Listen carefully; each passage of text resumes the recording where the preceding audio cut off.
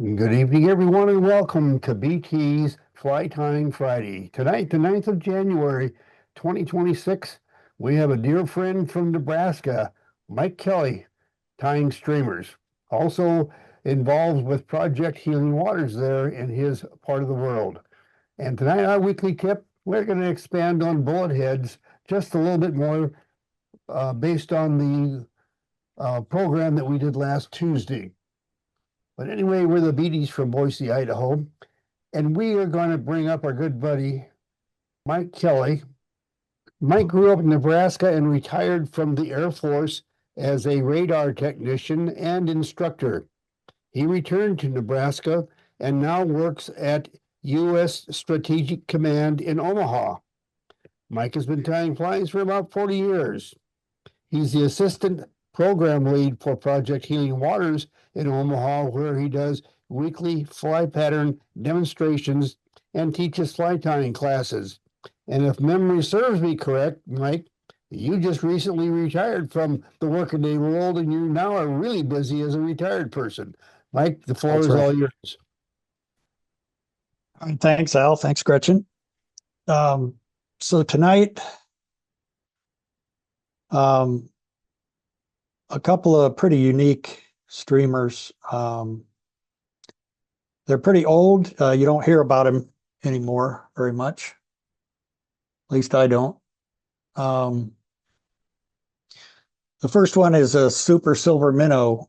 It was featured in Fly Tying and Fishing for Panfish and Bass by Tom Keith.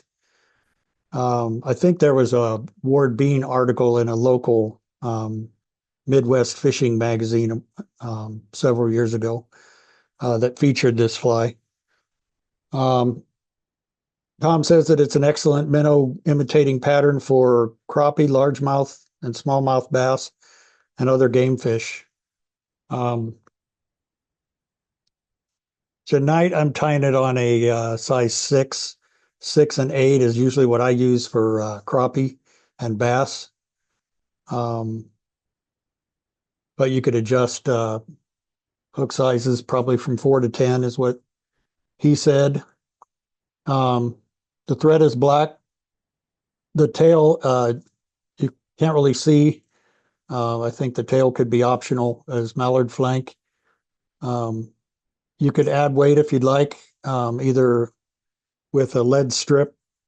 I think we talked before. I don't think they make a non-lead strip, but if they do, that'd be great. Some non-lead wire underneath. The body is tinsel or braided tinsel. If you have the diamond braid or some of those flat braids, you could do the body with that too. And then the wing is your choice of different colors of marabou. And that's supposed to simulate the multiple colors. If you really look at a minnow, they're kind of iridescent and have different colors. And then, of course, the overwing of mallard flank gives kind of a scale appearance on top of that. It's an excellent, real light streamer hook or a streamer pattern. So I'll go over to the materials, talk about them for a second. I took a big bag of mallard flank several years ago and stripped all the fluff off and put it in smaller bags so it wasn't taking so much room. I keep all my fly tying stuff in my roll top desk, and if it doesn't fit, then I don't need it. So I like to downsize as much as I can. But I have a couple set aside for the sides and then for the tail. I'm using black thread, 140 denier. For the body, I'm using some holographic tinsel. I have a piece set aside to roll that up. And then for the marabou, this is actually the cheap stuff you can get at craft stores. If you've got several colors of material that's dyed well, I'd recommend that. This stuff, it's not very color fast, so the colors do tend to bleed a little bit. So it's not a fly you can use all all summer long, but it's just basically small bunches of all the different colors of marabou. So it's kind of a fun fly to tie, and it's real lightweight, so it's fun to fish. So I've got I think it's a 3X long, like a 9672-ish kind of hook. So I'm going to start the thread about an eye length back just to make sure I don't crowd too much. And because I'm using a holographic mylar, the thickness of it isn't very substantial, so it's not really going to show a bump. And on this fly, if there was a bump, you wouldn't notice it anyway.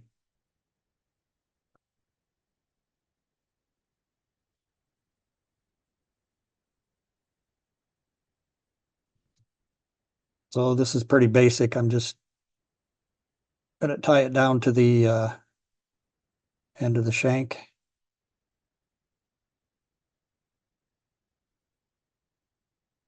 And then come back forward.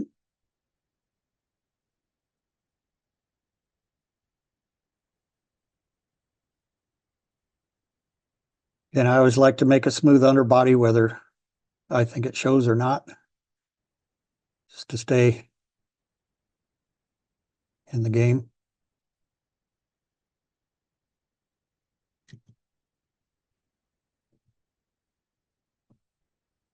I'll flip that out of the way.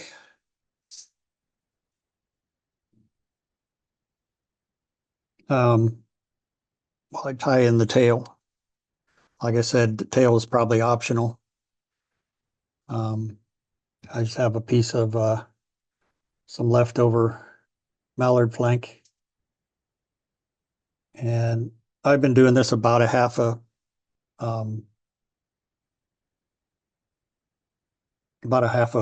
shank length. So I'll cut that.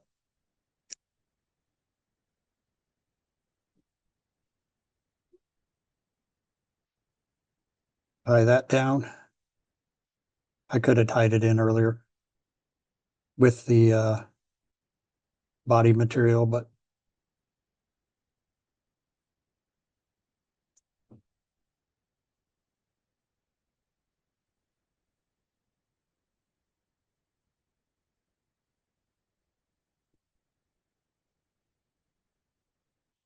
there we go. And I should have, because I kind of fouled the tail a little bit there. All right.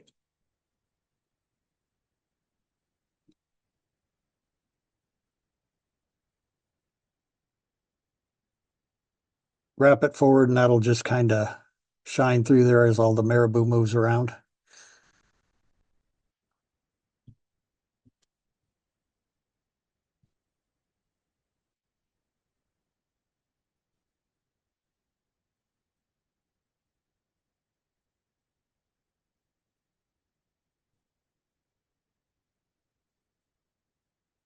Now on a fly like this, I try to force myself to not try to tie down all the material each time I tie something in, completely tie down the butts, because all that's going to do is just really make my head, the head of the fly, really big. For the bottom of the fly, I use white marabou, and I like to get at least a half an inch off of one side of a marabou plume. And so I'm just going to cut that away, gather it up. This marabou has really wispy tips, so I'm just going to go ahead and tie that in.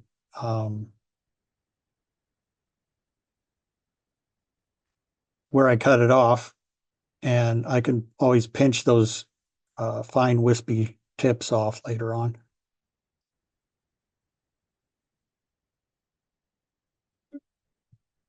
So I'll keep the white on the bottom, and then, like I said, I'll probably pinch these off about right there.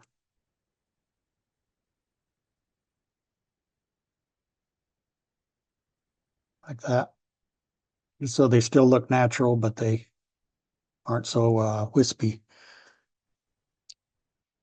And then I'm just going to go through and take a small amount. The key to this is just not to get carried away with how much marabou you're putting on there, because you don't want it to be too bulky. So a lot of times, each color, depending on how many I'm putting on there, I'll take maybe 1/4 of an inch. That's quite a bit of marabou for each of these colors.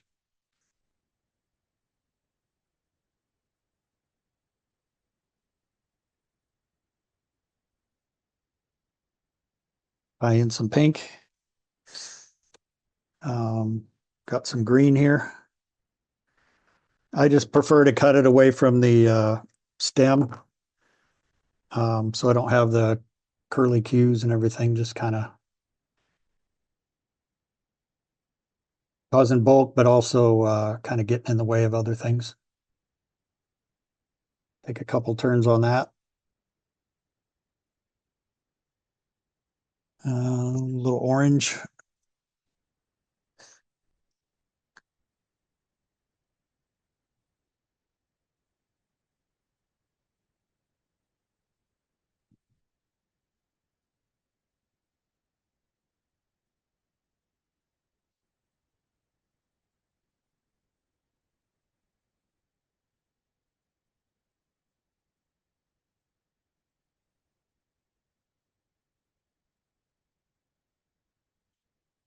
And see, maybe some yellow.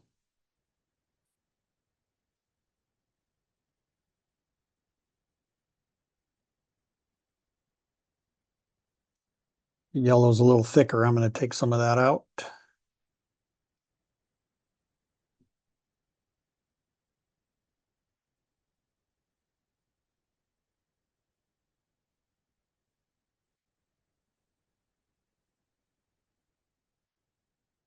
And then I'll just take a mallard flank feather on each side. Start on my side. I already selected these and trimmed them to where they're both even in size. And actually, these are just about right for the size of the hook as they are. So I'm just going to tie these in as they are.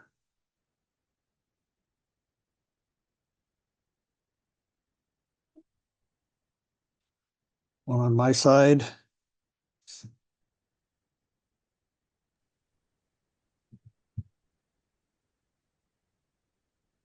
Very simple fly.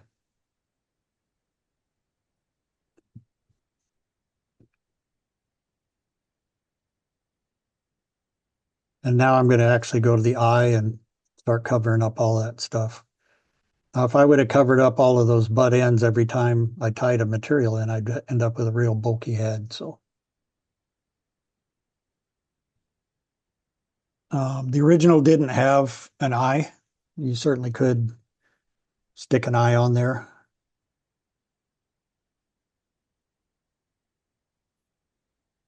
And if you're rich, you could put some jungle cock on there.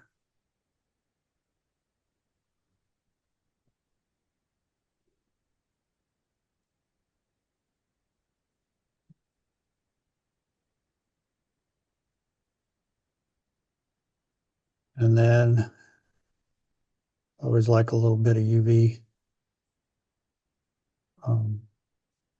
just to make a nice, shiny, clean head.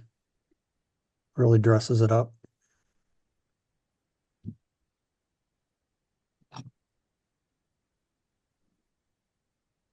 Make sure to put the lid on it before turn on the light.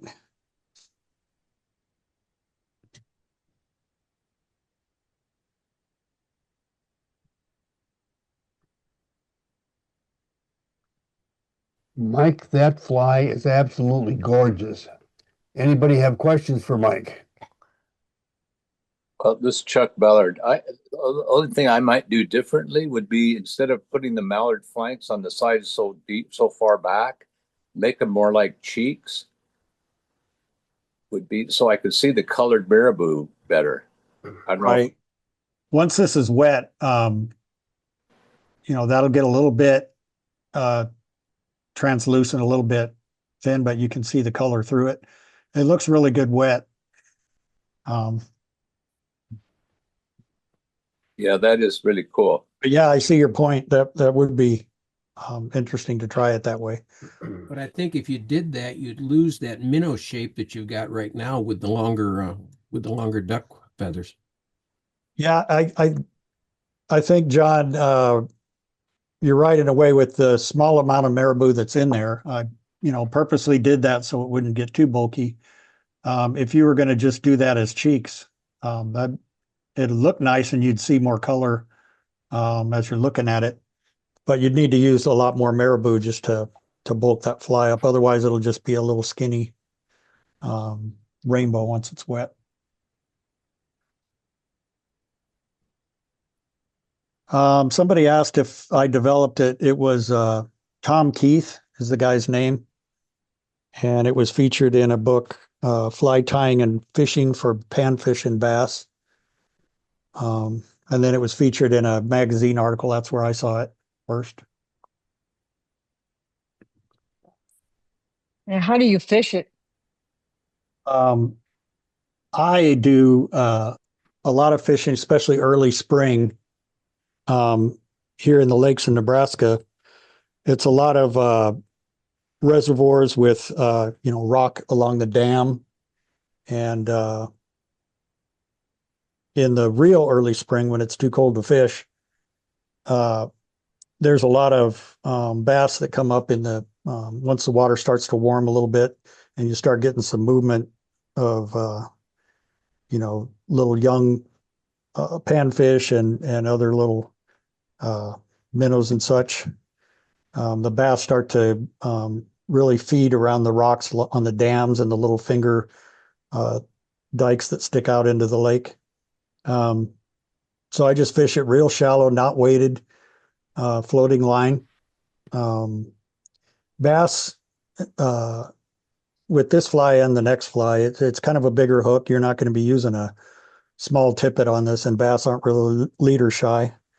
So a lot of times I'll use maybe a 15-pound for about 3 feet, and then 10 pounds test for about 5 feet. And, that's what I use for a leader. And then you can get a good secure knot on these bigger eye hooks like this. But yeah, just fish it, let it sink a little bit, and it's going to sink pretty slowly. And then just small twitches, to try different retrieves. Sometimes they like it burned, pretty fast, but a lot of times, especially when the crappies start getting in, they're pre-spawn and then they're spawning. This is one of the dynamite flies for bass and crappie. We have a couple of smallmouth lakes that I want to try it for smallmouth and yellow perch in those lakes. It might catch a bull trout on the Tolius. Because the bull trout eat baby fish. Right. Yeah. Or big fish. Big fish eat Or little big fish. fish. Yeah, you can be reeling one in and half a fish when you're done. Sherry, we'd have to come to your part of the country to catch a bull trout. I mean, we don't have none of them there fish just here. I have a fisherman's cabin that you can stay in. Yep, you're all well invited. Anytime you want to come to Sisters, Oregon, you just have to be home in order for you to be here. John, I've been there. It's well worth the trip. So Al, if you want to show the recipe are there any other questions that I haven't hit? I think we got it.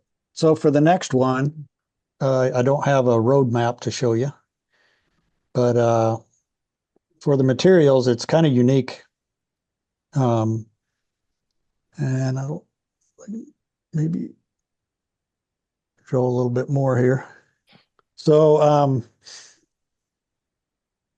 for this fly, the hook I'm using actually is it's a trailer hook for spinnerbait. Where are they? It's I bought them from Netcraft. It's a 455 spinnerbait hook in a size 2. There's a lot of nickel plated hooks, and that just kind of gives a little bit of shine. I don't think it's necessary that it would be nickel plated. The thread, white or clear mono. The body is basically just a ball of red yarn right toward the front of the hook, and then everything's tied from that point to the eye. The underwing I don't often do.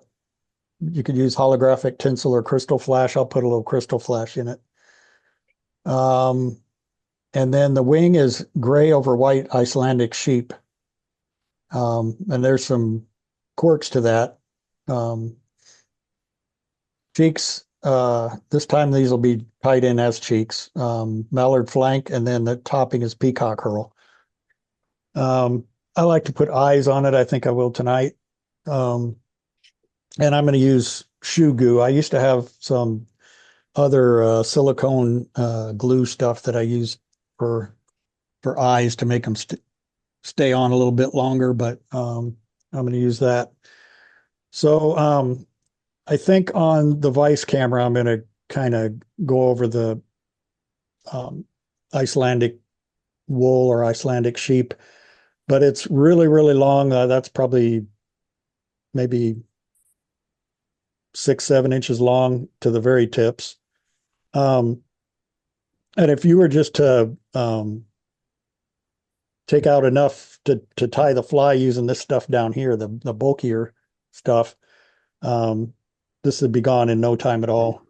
I've used this white for other flies, so I'm just about out of it. But like for this on a size 2, I'll probably use just about all of this that's left.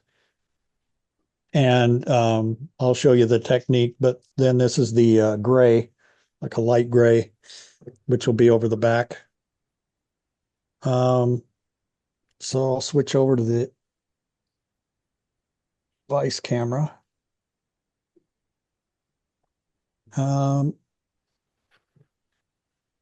Maybe right about in there.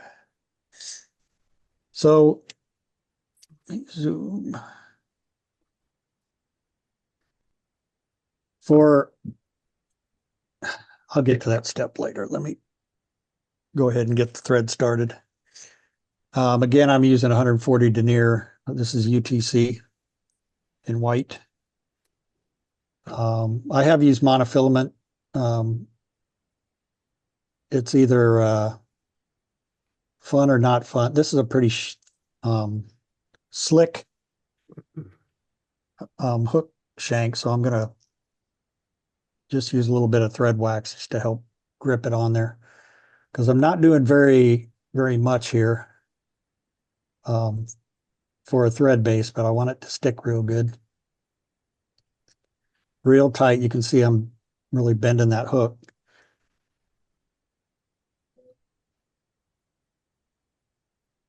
And then I'm going to take some red yarn. I took it off the big skein and just put it in some little cards like that. And take off about maybe 6 or 8 inches. And now that's nice and tight.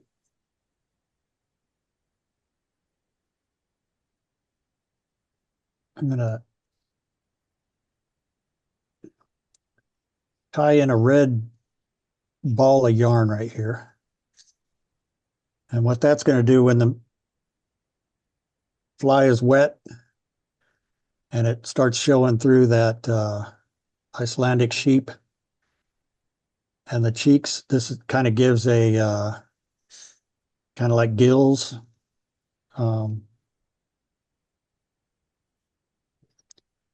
I want to get that tied down really good because I want to cut it short.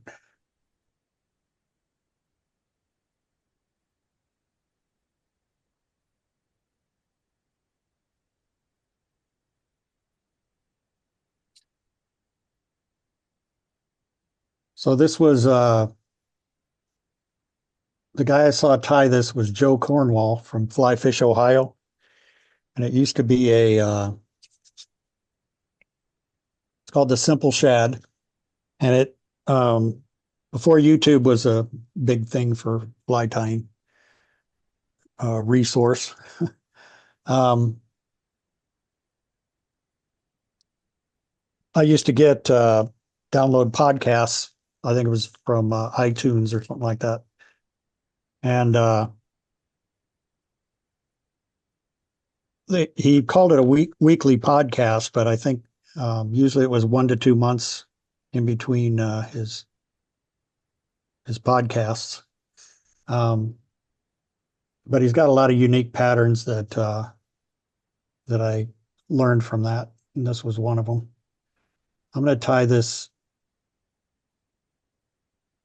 crystal flash. I could have actually, why don't I do that? I'm going to split it, tie it on one side,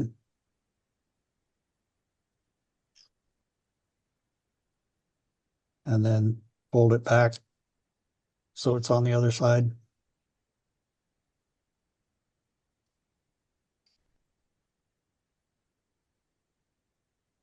And then I'll cut that back here, almost a shank length back. Now I'll start on the bottom for this wool. I think I'm going to take about that much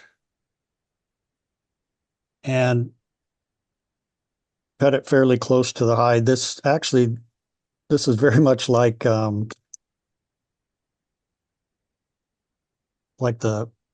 wool fly patch when you've cut it all off of there. So like Al talks about a lot with the layers of the hair, I'm going to take the very tips and just pull them. Let me zoom out even further here. Take the very tips and just pull those out of the bunch. And then basically hand stack this. So get the tips lined up with the next layer and just pull those out. So now I've got some that are real long, and then, maybe 6 inches long, and then some that are about 4 inches long. And then I'm going to take one more, line that up with these tips of the next layer, and then take one more. So I've got 3 lengths actually of those tips. And then I'm just going to set that other stuff aside. I could use it in some dubbing or something. I'm going to take just a little bit more out of that bundle.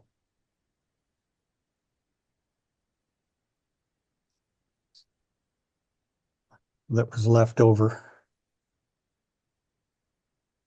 Line up those tips. So, I don't want it to be perfect, but that gives me a good bunch. And I'm using a lot of different lengths of hair just to make those tips how I want them. So I'm going to tie this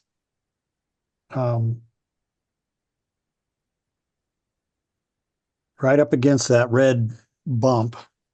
So I'm going to go ahead and tie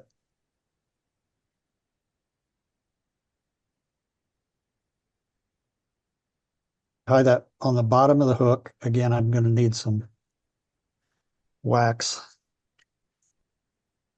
This is a little bit slippery, just to help grab those butts without slipping off.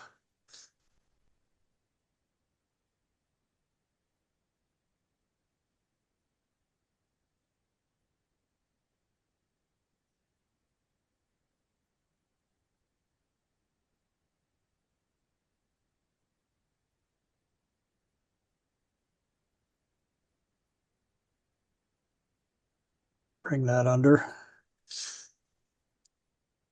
Like I said, I saved that I saved that bunch. I'm just going to grab a little bit more. Just feel like it needs a little bit more bulk down there.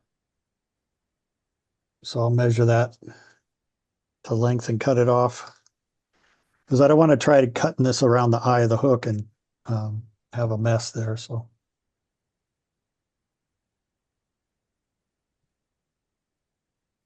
there we go. Nice and tight. I can tell you that is a sharp hook. So hopefully I don't have an extra little bit of red on this fly. I don't think I will. So now with the gray, you can see I haven't used that as much. I used the white on some other flies. Grab a bunch of that out of there. And I'll cut it close to the hide. Don't want to use my good Renamid scissors for that. So again, I've got a pretty good amount there. I'm going to just grab it by the tips and do that hand stacking again. Grab it up here a little further. Pull those longer pieces out. Gather them together. And then grab another layer.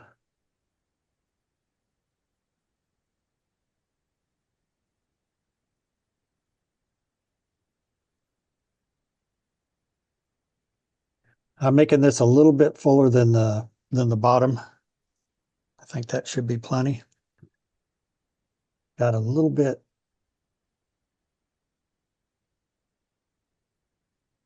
I think that should be pretty good. All right. I'm going to measure that a little bit longer than the belly. I just think that gives it a little bit more of a minnow or a shad look. And cut that away.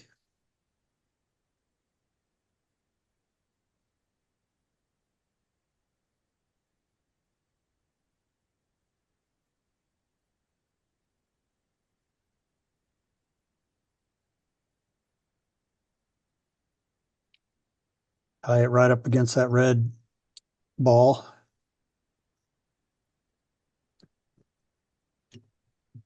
Wax it a little bit again.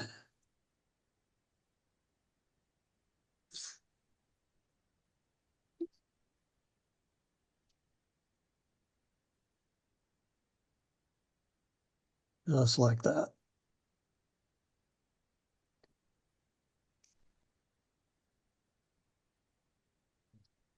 I like to take that same holographic tinsel, and when it comes off the spool, it's all curly. If you take your thumbnail, you can kind of straighten it out. So I'm going to put in sort of a lateral line kind of thing here. Go back to the materials first.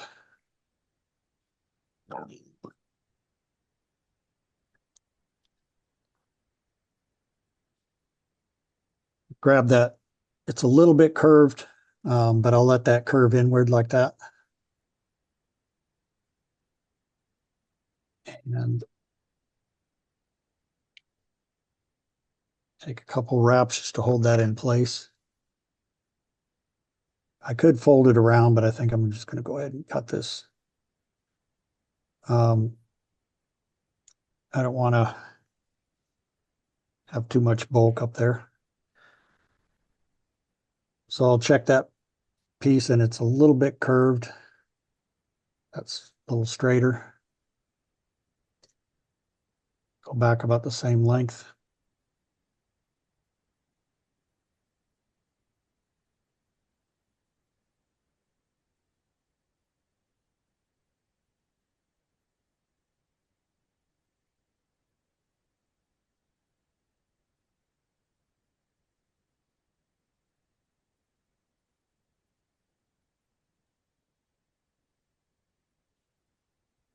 All right. Next is mallard flank cheeks. No, I don't own a mallard flank distributor. See here. I want to make these about the same. Line up the tips. Sorry about the focus there. Line up the tips and strip those back. Those are pretty even. Do one on my side.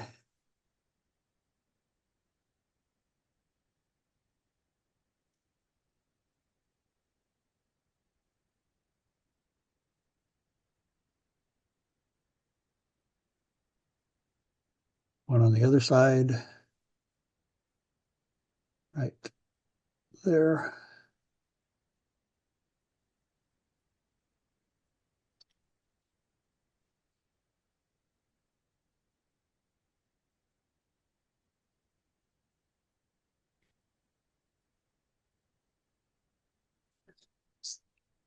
I like these strands of peacock herl over the top as a sort of a topping. And I think sometimes you can make that behave a little. That's pretty good right there. I want it to go not quite to the very end, but about like that. I am going to put some eyes on this, so I'm not so worried about the head getting too bulky.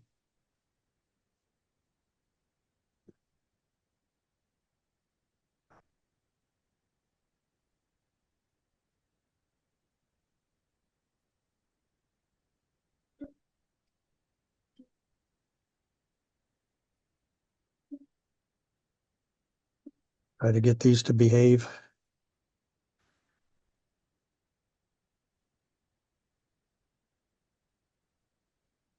And I'll tie those down.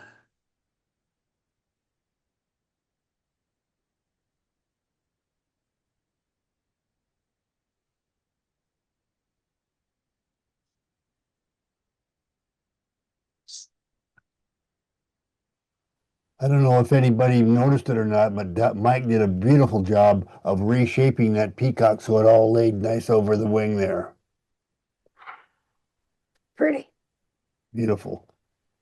And while you're wrapping there and getting ready for your eyes, Paul in Australia is asking if you didn't have the fur, if you could use poly yarn.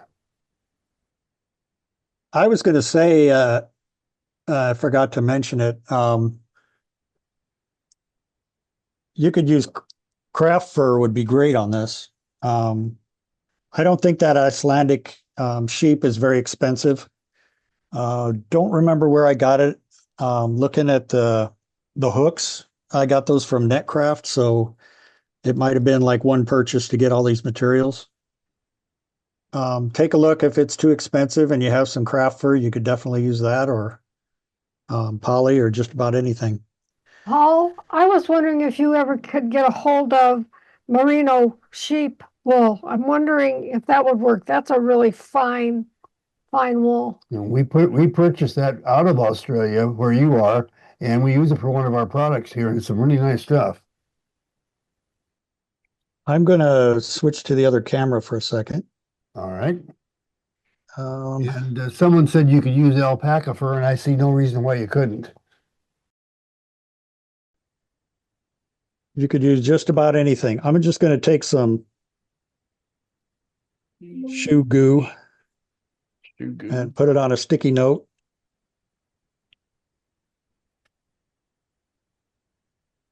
And I think this will work.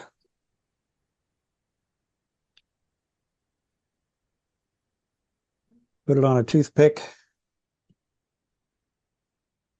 Take some of that, a goodly amount of that glue. I like to go back right a little bit behind the head area. And then I've got some nice, they're actually like kind of contoured eyes. And take them on the tip of my bodkin.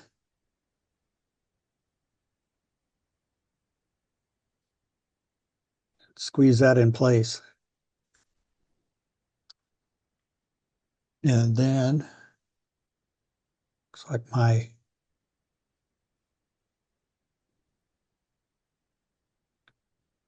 cheek went over the flash, but that'll be okay. Grab a little glue on this one.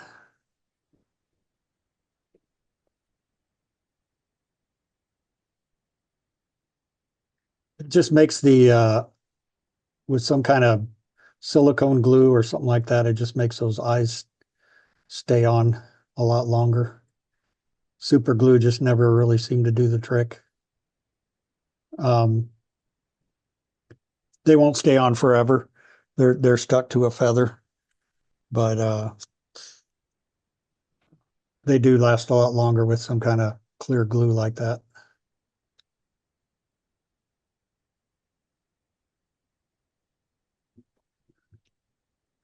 There's one on each side. I probably could have finished before I did the eyes, but I'll go ahead and do that now.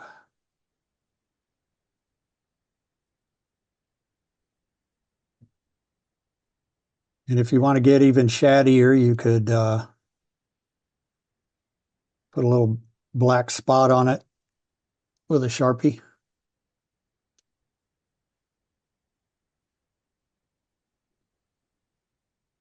Pretty cool. I think that's gorgeous. And you have, folks, I want, in case you didn't catch it early on, this is the first time Mike has tied this fly in 10 years. So hats off to somebody doing a good job without any practice. Like I was telling Al at the beginning, I was going to practice and I couldn't find the video anymore.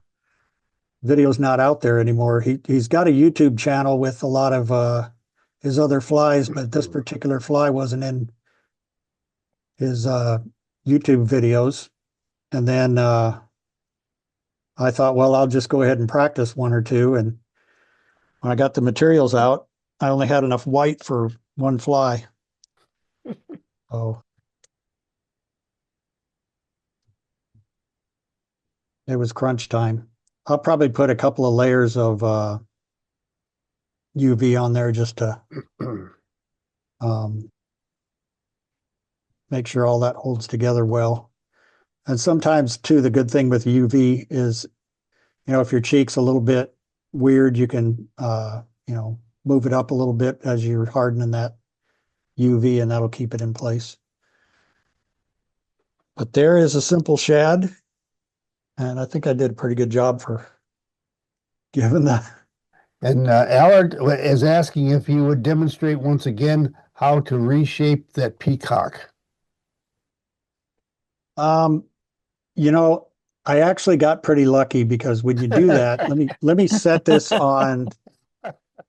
I'm going to set this on a good place to dry for those eyes. One thing about, I mean, I'm just using strung peacock. It's funny. This is 5 to 7 inch large, and if those are 4 inches, I'll give you $1. But I think I probably took the longer ones out, maybe. A lot of times when you're putting a crest like that, they want to stick straight out. Zoom out a little bit. They want to kind of stick straight out like that. You can take your thumb, kind of like I did with that, and you can really curl it like that. But as you're holding on to it and everything, they start going in all different directions. So, you know, just kind of work with it a little bit. And if they're doing what you want them to do, like I said, I got pretty lucky on the, as you play with this more and more in your other hand, they start to twist, and you got one pointing up and you got 1.3 pointing down. So, like that's a little bit too curled. So you can try to go the opposite. Just grab that one. Try to straighten him out a little bit. And then it'll lay across the back a little better. Perfect. Thank you. Any other questions on that one? Great fly. Thank you. You could fish for shad in California, on the Sacramento River. That'd be a good place to try that. Also, you could put it on, say, a saltwater hook and use it as a menhaden or something in the saltwater, or, you know, saltwater hooks a lot of times are nickel plated or whatever. So With regard to the hurl, I was just going to mention that one of the things that works better, if you take the hurl up closer to the eye of the peacock, the stuff has a little better quality in terms of the rakish shape. right. And it would probably be easier to get that natural curve by, instead of using your thumb and, you know, stroking it, if you just pinch minuscule little pinches along the way slowly, you Right. get closer. Right. Like Al has shown with deer hair, if it's a little bit curved, doing pinches along it instead of. Another thing that looks really cool, but it's kind of wasteful, is on peacock sword, there's some longer ones that already have that curvature. Yeah, there they are. I've used those. I've used those across the top of a streamer before. Actually, on the super silver minnow, I've done topping on that as well. The one I did earlier, I've done toppings on those. Thank you, Mike, for an absolutely great presentation. But why would we be surprised? Someone who does more presentations than we do is you. So good job. And I might add, for anybody watching in, I'm thinking about you, Robert, and others. Mike did that presentation tonight using a cell phone and a tablet or whatever. Maybe you use Apple, I don't know, Mike. But anyway, a cell phone and a tablet was how he did all that.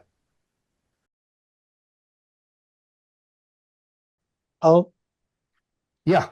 see if I can kind of show my setup if you want to. All right, let me spotlight you again, because I know I'm working with some other guys right now on replace the spotlight. There you are, Mike. So I have a clamp to the top of my roll top desk that holds my cell phone. And there's two lights there. And then my vise is behind that. So it's kind of a challenge to get used to reaching up back in here and tying the fly. And then I have another one up here, a bigger one that I put my iPad in that I'm holding right now. I clamp it in there, and then that shows down on a tray here where I have all the materials. And how are you getting that into Zoom? Iriun, IRIUN. It's a free program. You can basically, what you do, just take a second. You download a like a web version that goes on it. I have a laptop sitting right here. Web version goes, the server version goes on the laptop, and then you install an app, Iriun app on my iPhone and one on my tablet. And then when you install the app on the laptop, it asks you how many cameras you have. It uses Wi-Fi to bring the cameras in, so I don't have wires all over the place.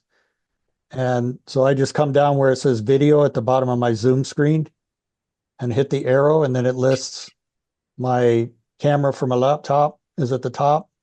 And then it says Iriun webcam, and then Iriun webcam 2. Oh, that's really interesting. That's how I switch back and forth between the cameras. I will offer a comment. If you plan on doing what Mike is doing and you use Iriun, do not put Iriun on the same machine that has OBS on it. I don't know how to use OBS. And Mike doesn't use it. There's people out there, though, right now that are trying to figure out how to use OBS and other stuff. Don't put the two together. You decide one way or the other, but you can't go both. OBS seems to have a lot of moving parts, and Iriun is just cut, dry, simple, and The only thing you need to do is open the Irion app on your phone, open the Irion app on your iPad, and then open it on your laptop, and you'll be able to see both those cameras on the little app itself, and they tie right into Zoom Yeah, automatically. if you're gonna use OBS, you're better off going to Video Ninja and use that. And that's what I use. But anyway, we don't want to get into that kind of a program tonight. We've got a few Right. other things to do. But Mike, thank you for an excellent program. We're going to continue a presentation that we did for Fly Fishers International on Tuesday. And we talked about bullet heads.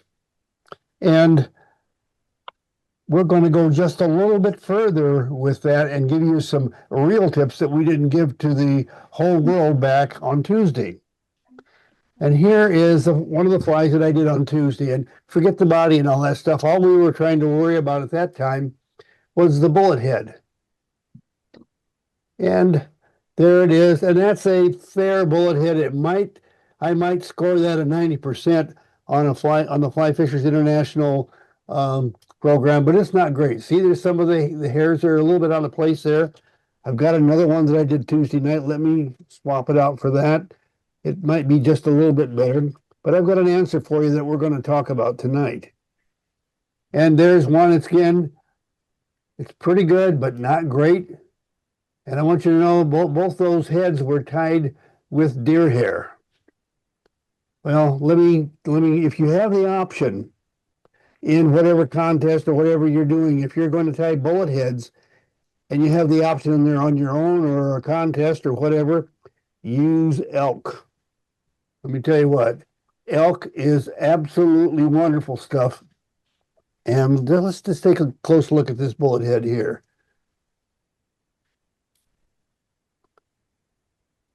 Now, I got a couple of problems with that. I got a hair or two that crossed over each other, but for the biggest part, I've got a pretty good looking head there. Let me explain something to you about elk as compared to deer.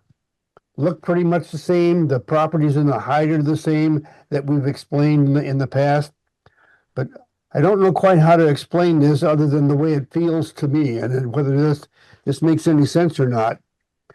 If you think of deer hair as a straw that you drink a drink with made out of paper, and then another one made out of slightly heavier cardboard. They both do the same thing. They've got the same properties, but one is just a little bit stronger, circular, whatever you call a cylinder, and that would be elk hair. Elk hair is just slightly sturdier than deer hair. And I want you to notice that when I go back there and we take a look at this head, see how nice those lay as compared to the hairs that are not quite as well lined up by the deer. And I'll guarantee you, I worked a lot harder on that deer than I did on this elk. And I'm going to show you how we do an elk, and we'll go from there. But for right now, let me get a hook, and we'll put it in the vise. And I say, put a hook in the vise. And you'd think, well, that's how he's going to put the hook in the vise. Well, that isn't the way I'm going to do it, because I'm going to show you another trick. If you didn't see it on Tuesday, you'll get to see it again, or you'll get to see it tonight. And if you saw it, you'll get to see it again. Let's see. Let me bring this around just a little bit more. There we go. Now, you notice that I've mounted the hook backwards. One of the problems in tying bullet heads, just a real pain in the neck to get it tied real close to the hook eye after you've tied the whole fly and get it evenly distributed around the hook. Well, what I'm going to do is let's reach over here to the materials area, and I've got a few materials over here. I've already sprayed stuff down with this so it doesn't stick, but I've sat here for a few minutes. It may have some static electricity, so I'm just going to do a quick shot with the big can of that stuff, and I'll set that out of the way. I've got a couple of pieces of elk hair. I'll grab my thread, and let's go back to the hook. And I'm just going to tie this thread on the hook here at the back. And I'm really using tight wraps. Now I'm going to take 2 turns or more, around the thread so that I can make another turn and tie this off. Because if I just cut that off without doing those wraps, it will eventually come apart, and it might come apart at a very inopportune time, as you'll see here in a minute. Now back over here at the materials, I'm going to get into this elk right here. Just cut a chunk out and head back over to the vise. And one of the things that I need to do over here is to get a hold of the hair clear out on the tips so that I only get the very longest. Now the very longest ones here I will get rid of. There's only 3 of them there. It's not the ones that I want. It's these ones right out here. I want all of those, and all the rest of this stuff goes away. So I'm just going to get out over my waist bin and get rid of that, and I'll be right back.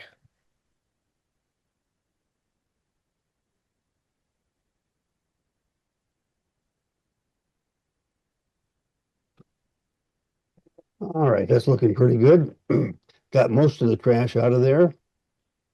And I'll get my hair stacker, slip it into the hair stacker. And I'll just tap it, get those hairs all lined up. Now, have you ever noticed when you're trying to tie your head on the very front there, it's really tough to get it trimmed and in place and all that kind of stuff? Well, we're going to put the tips forward and identify the length that we want. And in this particular case, I want the length to be about shank length, which means it'll be shorter than that when I fold it back. But right now, shank length is about like that. And I'll just cut off this waist here. I'll do that out over the bin so we don't get it all over the camera, and I'll come back up. And you can see that I've got that all cut off, and I'm going to squirm that down around the hook a little bit. And take a loose turn around all that and just start to snug up. 3rd time around, I'm going to really start cinching into it. And then I got it hung up right there. But I've got that pretty well spread around the hook the way I want it. Let's take a look and see if it's even. It's not quite even. So I can just push it right here. Get it so it's moved around, and move some around from the top. There's a little bit more on top than there is on the bottom. And that's looking a little bit better. Yep, I'm liking that. And so I'm just going to go ahead now and tie this off a bit. I'm going to move this forward just slightly so I can gather some of these waist pieces right here, because those will stick through on your head and just make it look junky. And if you take it and bring them under control now before you slide forward all the way, all you're doing is just grabbing them, kind of get them under control. So now let me do a whip finish.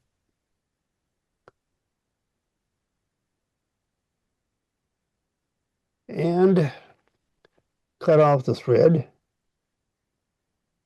Now I'm going to turn the hook around in the vise and put it in the vise per normal. Slide forward to the front.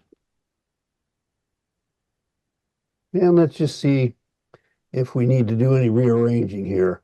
And we could just take a little bit more off of the top and push it down around. Take your fingernail, and you can see that I'm getting a pretty good redistribution there.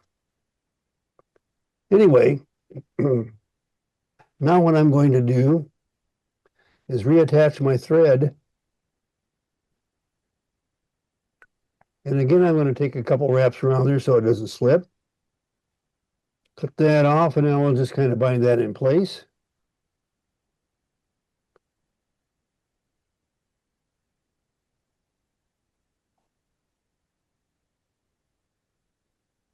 All right, now I'm going to run this back, and I'm not going to tie a fly. I'm just showing you how to do bullet heads. And I'm just going to get these all lined up the way I want. And I've got one bad hair here that's laying really wrong. So I'll take my bodkin and get it pointed in the right direction.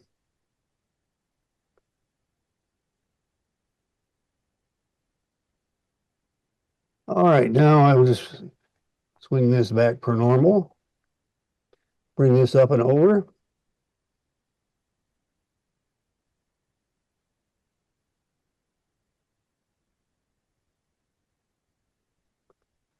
Loose turns, and now I'm going to do a few pinches where I pinch all that tight.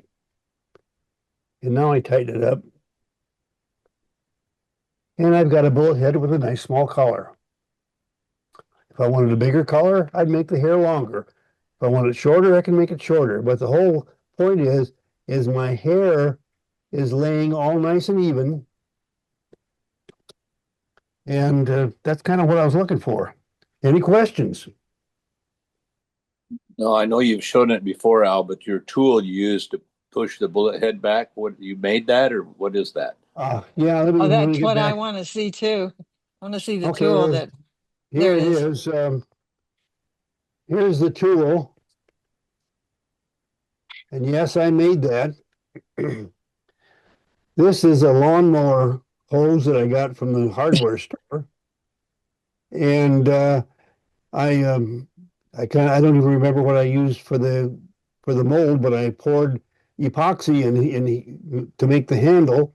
Put this in there and let it dry, let it set up, and then I polished one end of it. And anyway, that's it. I've had that thing for about 30 years, so I'm trying to remember how I did it. It was way back when, but anyway, that's was a either it's some kind of gas feed line, whether it was for a lawnmower or maybe it was for a model airplane. I don't remember. Anyway, I got it at the hardware store, and it's just nice, flexible stuff that will slip over. And at the time, I made several. I could get different sizes, and of course, as you can see, this works pretty good on the 6.